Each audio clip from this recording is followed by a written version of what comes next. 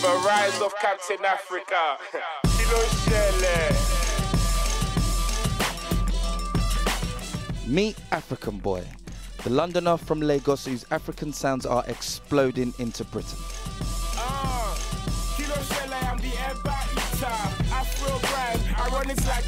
I'm Afrikan Boy, I've come from Nigeria. It's saying I'm actually a London boy, but I know I've got African heritage. My music was, I guess, my way of just breathing that message out. What have been your influences, your musical influences? My main influences were my family and kind of, you know, the Nigerian culture that I experienced, and grime, and it was about mixing those two to make something that was funny, people would laugh, but also it was true and it was real. Check it. One day I went to Lidl. I went to shoplift in Lidl. Then I got caught in Lidl. Now I don't go back to Lidl. At the age of 15, he wrote something funny and true. He put it online and it launched his career. Lidl's coming up to 10 years since I penned that track down. And funny enough, is the first ever attempt of me as an artist trying to make a coherent song that had a chorus. I wrote it based on true experiences. So I went to Lidl in Woolwich, you know, on a Sunday sneaking out of Sunday school. It's very comical. So I'm talking about stealing raw chicken. Who does that? You know? Afrikan Boy says the soil is right for African cultural roots to take hold in Britain. And not only through music, fashion is also a big part of his journey, thanks to eye-catching collaborations with designer Hassan Hajjaj.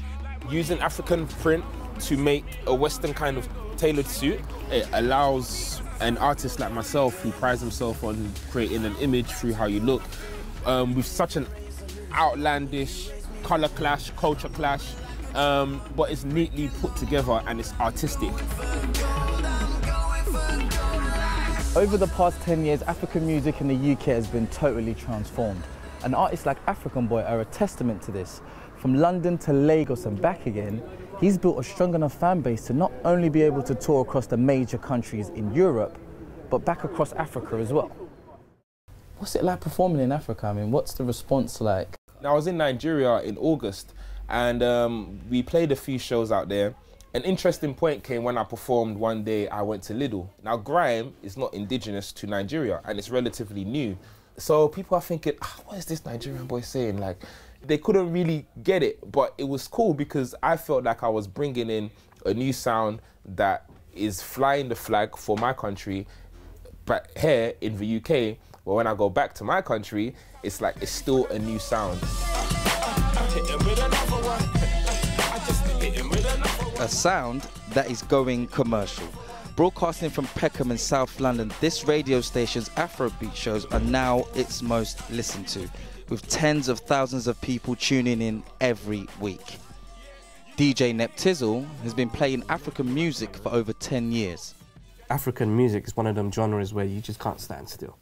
And it's a genre where the guys and the girls come onto the dance floor and they have a good time. What's the future for African music? When it kind of blew up around 2010, a lot of people expected it to die. Now we're like 5 years on and it's still going strong. So in another 5 years, who knows? It could be everywhere.